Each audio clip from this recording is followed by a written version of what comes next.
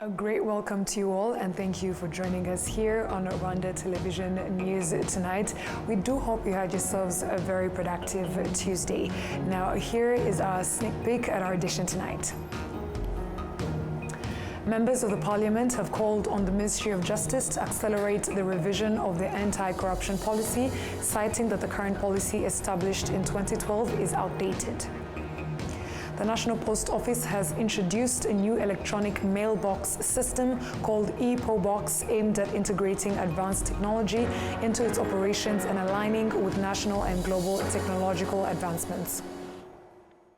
On the international scale, U.S. President Donald Trump's renewed suggestion that the U.S. should take control of Greenland has sparked concerns, with Greenland affirming it is not for sale but open to finding common ground with the U.S. president.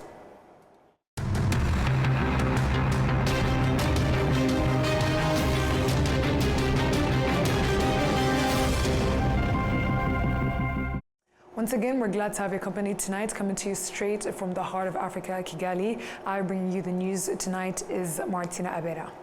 Let us start off by informing you that members of the Parliament have called on the Ministry of Justice to accelerate the revision of the anti-corruption policy, citing that the current policy established in 2012 is outdated. This request was emphasized during the discussion on Tuesday when MPs from the Committee on Governance and Gender Affairs engaged with the Ministry of Justice to review the 2023-2024 activity report of the Office of the Ombudsman. During discussions between the Parliamentary Committee and the Ministry of Justice, the MPs examined various issues raised in the Ombudsman's report, including government institutions that consistently rank among the most corrupt, as well as the education sector, which is also identified as one of the most affected by corruption. Dr. Emmanuel Ugirashebuja, the Minister of Justice and Attorney General, confirmed that the first draft of the updated policy has been completed and assured that various institutions will soon begin discussions on its approval.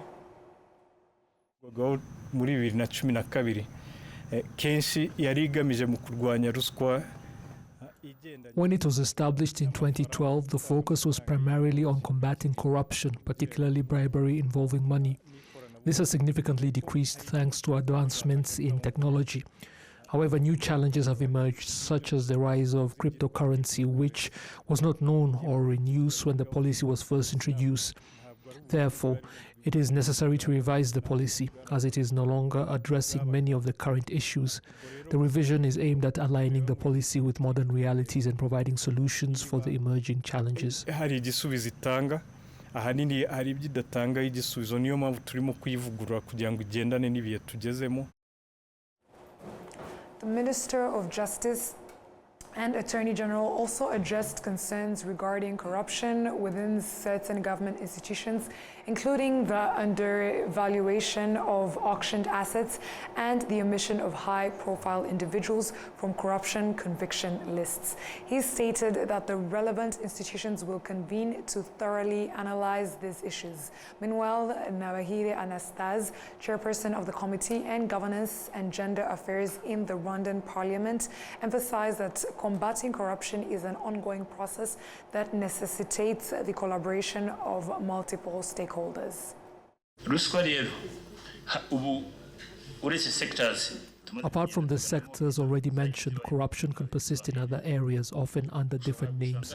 Some may not even recognize their actions as corrupt.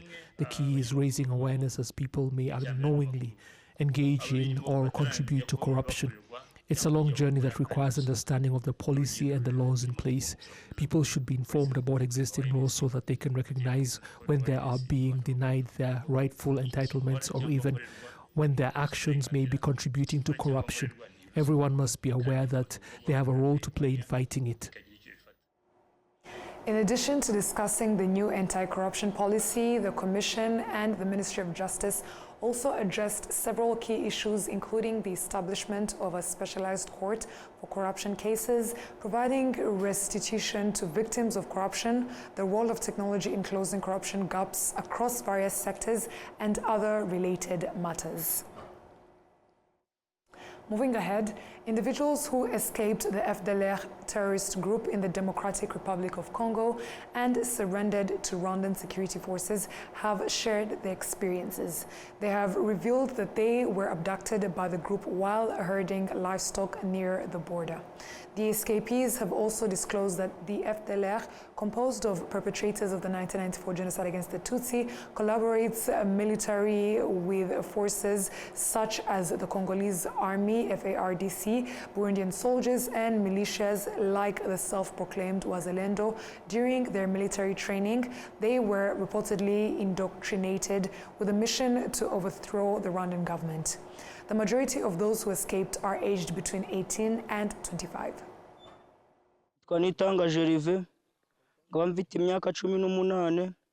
My name is Gervais Niyitegeka, and I am 18 years old. I was born in the settlement of Karangara, Cyanzagwe Cell, the sector of Cyanzagwe in Rubavu district. I was posted at Nyamahoro, but went to Congo believing that I was going to get some form of employment and get money in return for my services. When we got to a place called Kilimanyoka, they made us carry jerry cans of water and made us walk to Nyiragongo and would not let us return home. We were enlisted into Nyatura's army. After that, we were sent to Nditi for military training for 2 months and then taken to the front line at Nyamahoro to fight alongside the Congolese army, FARDC, the FDLR, and Burundian soldiers. On the front line, we were fighting as one, FARDC, the FDLR, and Wazalendo. My message to Rwandan youth is this: our country is peaceful, and to go to Congo is like going to hell. You are better off staying in your own country and going to school so that you may be of use for Rwanda.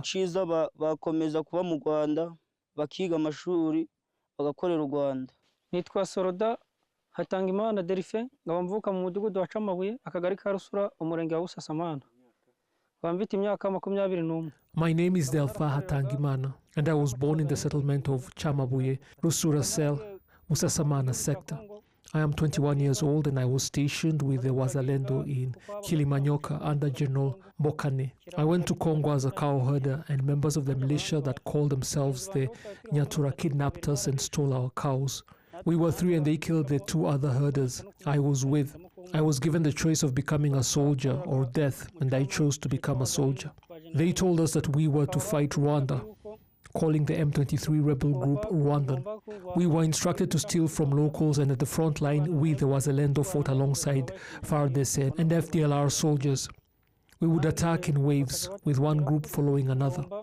My advice to those left behind is for them to return home to Rwanda peacefully, because the things they used to tell us that returning to Rwanda meant death were all lies.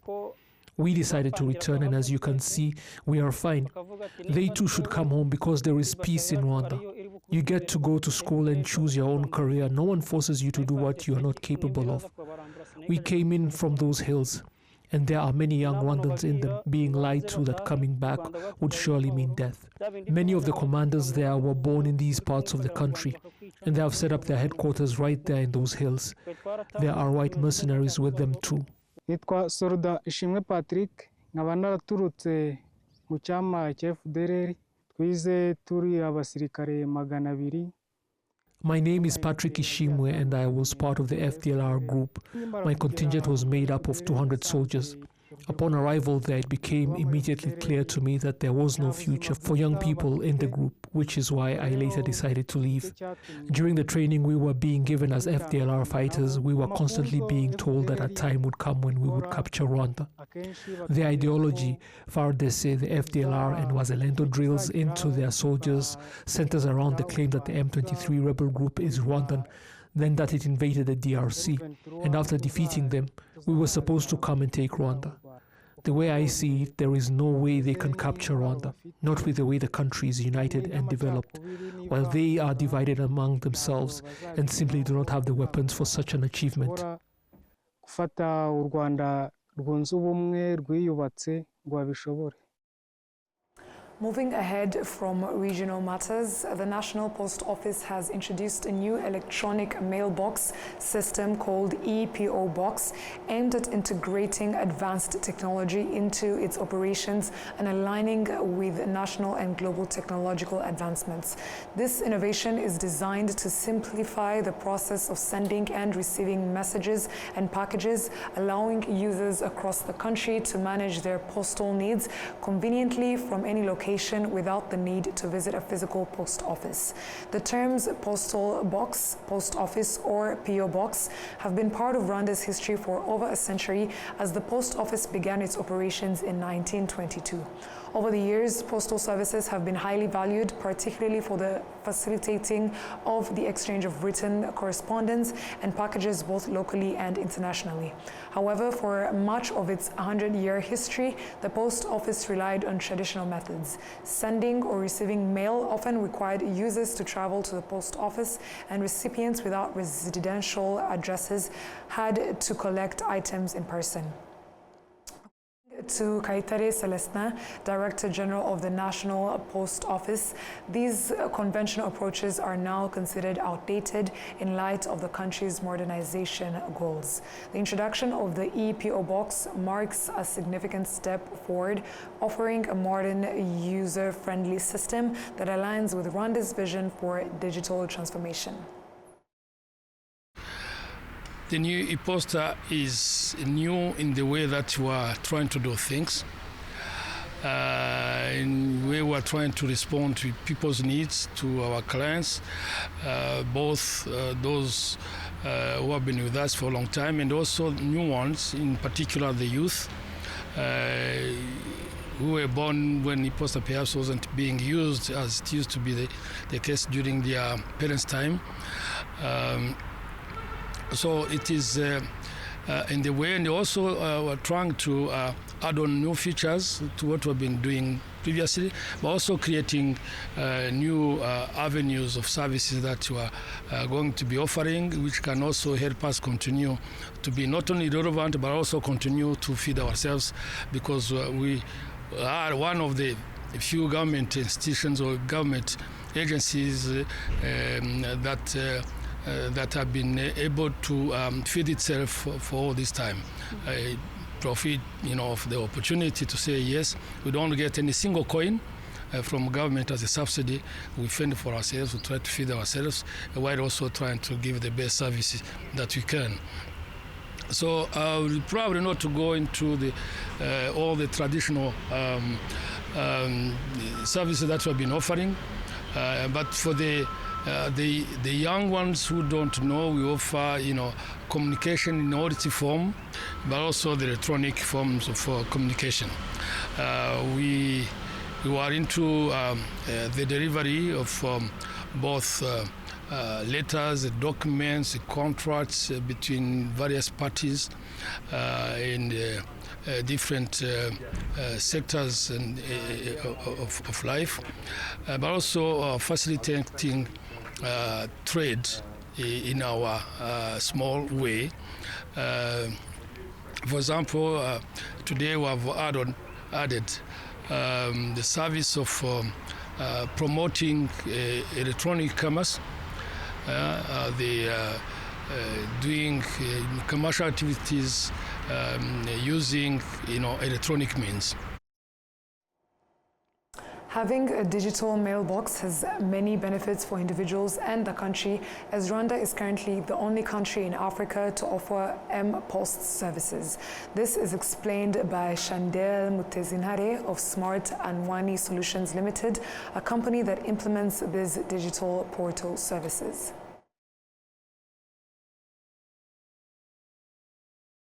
So the technology is about to get your digital address to your own mobile phone. So today you have launched back in May 2024. Now we are moving forward with the National Post Office so that those who are using the PO box can keep the PO box, analog PO box, or can also have an option of getting ePO box. As the DEJ have said, ePO box is a virtual address But that virtual address were used to corporate or maybe to institution. So today you can have your own mobile post. It's all rated with your mobile. So I would say to whoever want his digital EPO box or digital address to go through Irembo. As you have known that Irembo is offering all the government services. Today you can use the portal of Irembo to get your digital address. To obtain an electronic mailbox, individuals must apply through the Irembo portal. The annual subscription fee is 8,000 Rwandan francs for individuals, while large companies are charged 15,000 Rwandan francs per month. Currently, there are over 11,000 mailbox owners in Rwanda, which is a figure that is projected to exceed 15,000 with the adoption of this new technology. Moving ahead, as Rwanda prepares to celebrate the 31st Heroes Day, the youth born after the 1994 genocide against the Tutsi are showing that their contribution to the country should be working for it and advancing it through their own efforts. We have more of this story from Enora Gladys.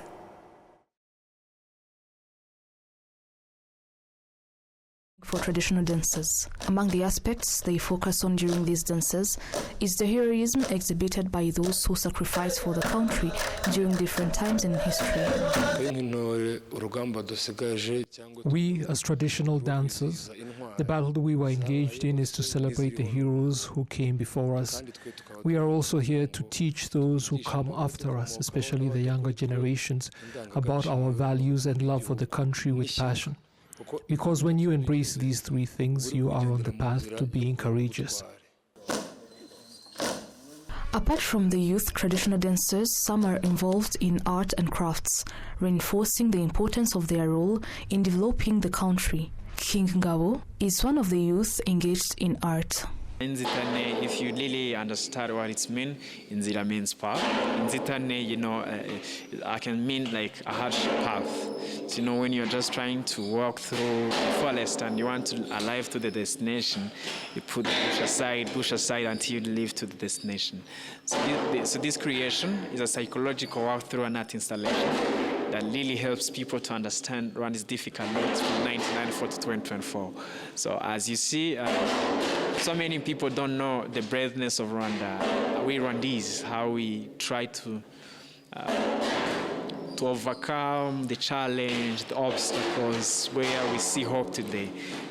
Many people don't know about how our economics was under zero when the genocide ended in 1994. Our parents had no shoes, no clothes, no cars, no payment, no salaries. They just work to make this country where it is. We had no infrastructures. If you ask, they had no money in reserve. We had more than 3,000 orphans. So no roads, nothing at all. We had nothing. Even not only to say in things which is tangible, even if in our own heart we had nothing. We were just there living, how can I say, no trust among the people, no reconciliation, but we started from zero. So this creation showed up how Rwanda passed through all the struggle, passed through all the tragedy, passed through all the things that should just put our countries down, to create a new Rwanda, Rwanda of hope, Rwanda of dream, Rwanda for the next generation, Rwanda for me and Rwanda for you. So that's my creation. Our country before anything else. This is a motto many youth use in their daily work, remembering that they should contribute to the development of their country, honoring the heroism of those who came before them, providing them with a peaceful nation. Contribution for the youth today on the development of Rwanda, and not only development, but even to its sovereignty. First of all, in our career, we have to put Rwanda first. So you don't have to separate you and yourself with Rwanda. We are Rwandese, and we have to feel it.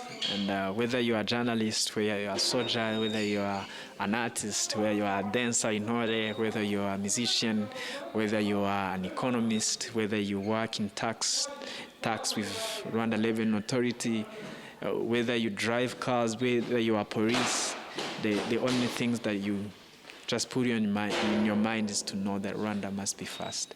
So to put Rwanda first means to work to develop this country. What do I do? To uplift, to add something to what our forefathers has done. So to me, I think the contribution to us today is to put our step in the footsteps of our forefathers, and again to really understand the ideology, why they fight, why they gave us a beautiful country like this, why they let us live peacefully, why, and then that's why it helps us to understand how we can also do how we can just secure a better future for our children, and then our children, with the same spirit, will know how to secure a beautiful country for their children, and then Rwanda will be a nation which is more respectful worldwide. Ntago tugomba kwicara ngo twumve twagezeyo, hari ibyo twagezeho yego, ariko ntibigomba gusenyuka cyangwa guhagarara. We must recognize how much progress we have made. There are things we have achieved, but they should not collapse. We must work with all our strength, using all our resources to reach their level, because we are still young, but we can do it. And we have people who support us. They often speak to us, telling us that we are in a country that supports us in order to advance. Therefore, this is our time to work hard, whether in what we have studied or in businesses. And we must all work with the goal of developing our country. Elderly individuals observing the youth's activities, which are deeply rooted in Rwanda's history, express optimism that these histories will never fade. They also emphasize how the youth acknowledge the legacy of heroism they have inherited and understand their duty to work for the advancement of the country.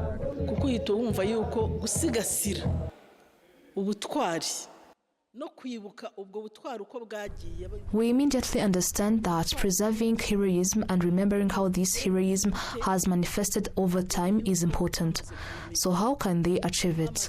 I believe they already know, they already understand the value of heroism, and they will strive to be brave in everything they do, including their work. Everyone must strive to be courageous in their field of work, because heroism is about facing challenges, and in everything you do in your assigned tasks, you must be a hero.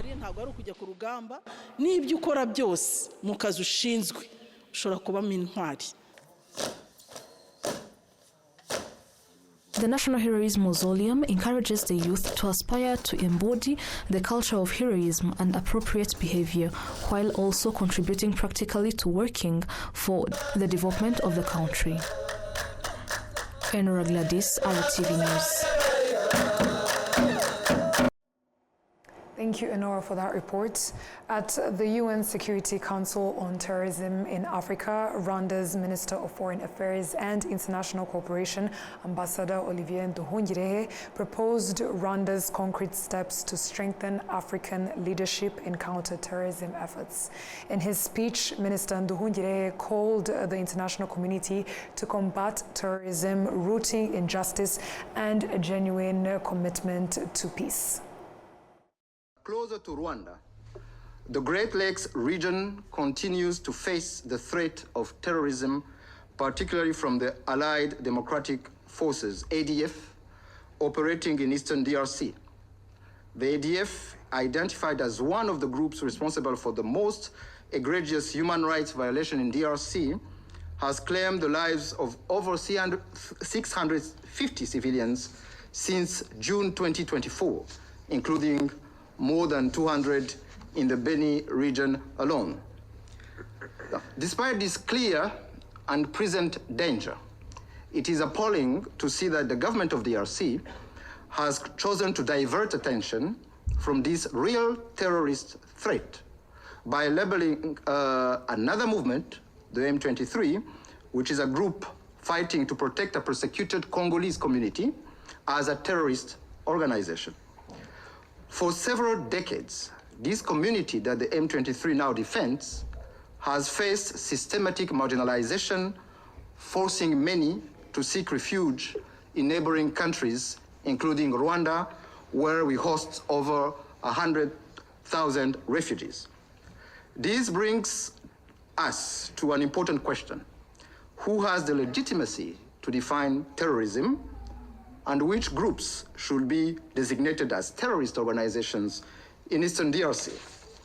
Can a UN member state allow itself the right to abuse this notion of terrorism for political and diplomatic gains, including vis-à-vis the UN Security Council? When we look at it, who can be qualified as terrorists in Eastern DRC beyond the ADF? Is it the M23, a Congolese movement that is protecting a persecuted Congolese community, victim of hate speech? Or is it the FRDC National Army that has embedded the FDLR genocidal force, which is not only a UN-sanctioned group, but also a movement that was designated by the US government in 2001 as a terrorist organization? And what do terrorist acts look like in Eastern DRC? Can the protection of a persecuted Congolese community be qualified as terrorism, or is it the targeting, persecution, and killing of civilian Tutsi in Eastern DRC, including through the burning down in October 2023 of more than 300 homes of Congolese Tutsi in Turo village, Masisi territory, by the FRDC, the Nyatura, and the FDLR militias, which should be qualified as terrorism? We cannot hope to resolve the threat of terrorism if we fail to identify and address its true perpetrators. The international community must ensure that efforts to combat terrorism are rooted in impartiality, justice, and a genuine commitment to peace. Mislabeling groups or ignoring systemic injustices only perpetuates cycles of violence and undermines the credibility of our collective actions.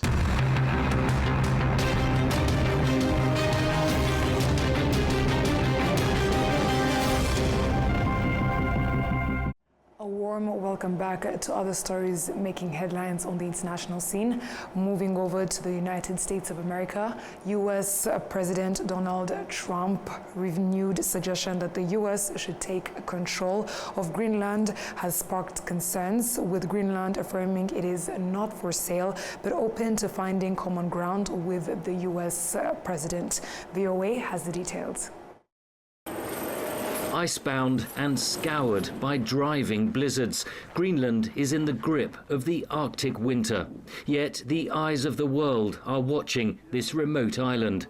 The US president's son, Donald Trump Jr., recently flew into the capital Nuuk, a charm offensive that lasted just a few hours.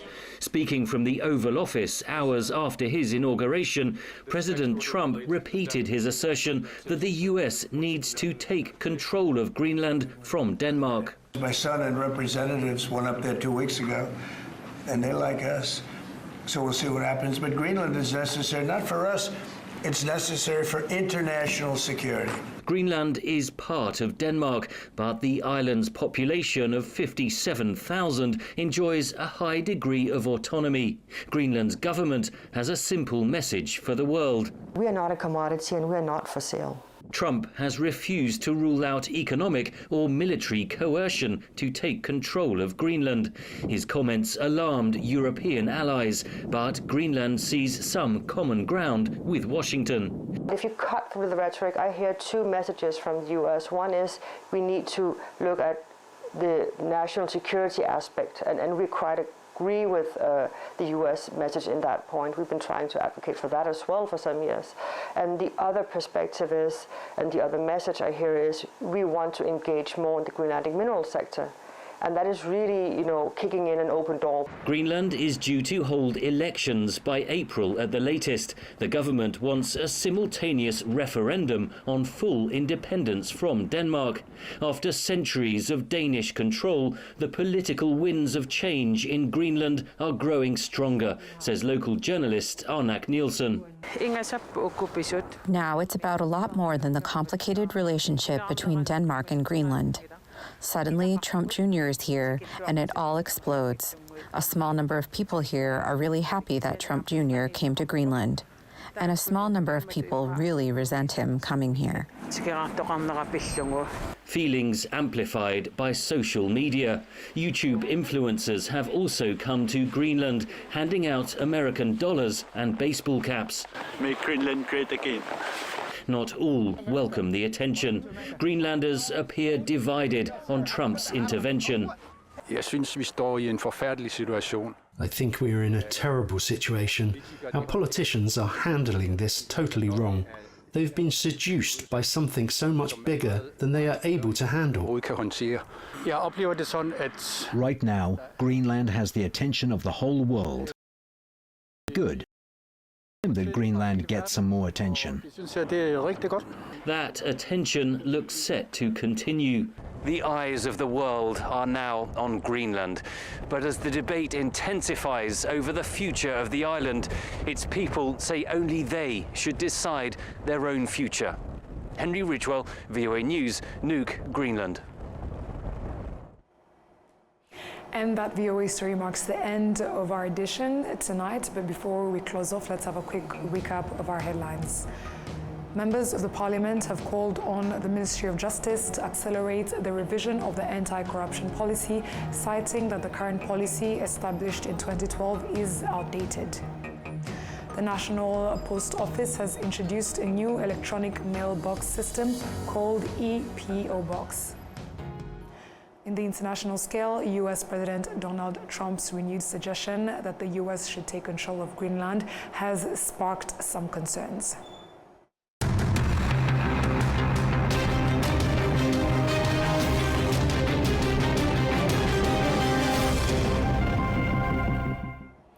And on that note, on behalf of the news production team and the technical team, we would like to thank you for sticking with us on RTV News. My name is Martina Avera. We would like to wish you a great night.